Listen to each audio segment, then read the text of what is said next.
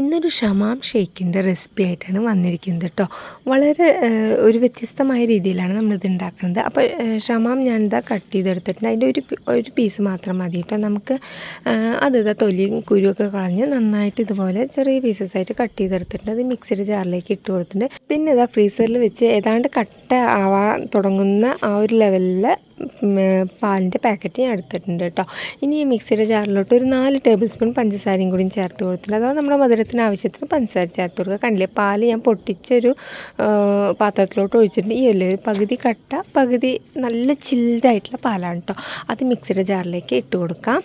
നന്നായി തന്നെ സ്മൂത്തായിട്ട് നമുക്കിതൊന്ന് അരച്ചെടുക്കാം കേട്ടോ. കണ്ടില്ലേ, അപ്പോൾ ആ രീതിയിൽ ഞാൻ നന്നായിട്ട് തന്നെ അരച്ചെടുത്തിട്ടുണ്ട്. ഇനി ഇതാ നമുക്കൊരു ജാറിലോട്ട് പകർത്താം. കണ്ടില്ലേ, അത്യാവശ്യം തിക്കിലാണ് നമുക്കിത് കിട്ടിയിരിക്കുന്നത് കേട്ടോ.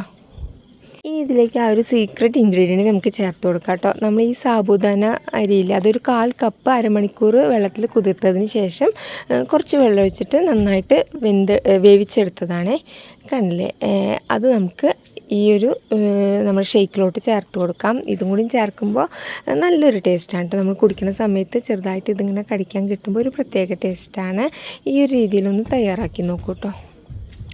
ഇനി നമുക്കതും കൂടി ചേർത്ത് നന്നായിട്ടൊന്ന് മിക്സ് ചെയ്തെടുത്തിട്ടുണ്ട്. ഇനി ഇതാ ഞാൻ 1 ടീസ്പൂൺ കസ്കസ് കുറച്ച് വെള്ളത്തിൽ ഒരു 10 മിനിറ്റ് മുന്നേ കുതിർത്തിയെടുത്തതാണ്. അതും കൂടി ചേർത്ത് കൊടുക്കാം കേട്ടോ. കുറച്ച് കസ്കസ് ഞാൻ മാറ്റി വെച്ചിട്ടുണ്ട് ലാസ്റ്റ് ഗ്ലാസിൻ്റെ മുകളിലേക്ക് ഇട്ട് കൊടുക്കാനായിട്ട്. ഇതും കൂടി ചേർത്തിട്ട് ഇപ്പം നന്നായിട്ടൊന്ന് മിക്സ് ചെയ്തെടുക്കാം. ഇനി നമുക്കിതൊരു ഗ്ലാസ്സിലോട്ട് പകർത്താം. ഇത് കുടിക്കുന്ന സമയത്ത് നമുക്ക് ആ സാബുദാന ചെറുതായിട്ട് ഇങ്ങനെ കടിക്കാൻ കിട്ടും കേട്ടോ. ഒരു പ്രത്യേക ടേസ്റ്റാണ്. അപ്പോൾ ഇതും കൂടി ചേർത്തിട്ട് ഇതുവരെയും ഉണ്ടാക്കി നോക്കിയിട്ടില്ലെങ്കിൽ ഒന്ന് ഉണ്ടാക്കി നോക്കാം കേട്ടോ.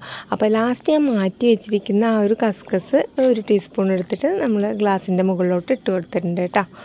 അപ്പോൾ അതാ ടേസ്റ്റി ആയിട്ടുള്ള കുറച്ച് വെറൈറ്റി ആയിട്ടുള്ള നമ്മുടെ ഷമാം ഷേക്ക് റെഡി ആയിട്ടുണ്ട്. ഈ ഒരു സാബുദാനയും കൂടി ചേർത്തിട്ട് നിങ്ങളൊന്ന് ട്രൈ ചെയ്ത് നോക്കും. നല്ലൊരു ടേസ്റ്റാണ് കേട്ടോ. വീണ്ടും ഒരു അടിപൊളി റെസിപ്പി ആയിട്ട് കാണുന്നതുവരെ bye bye. Thanks for watching.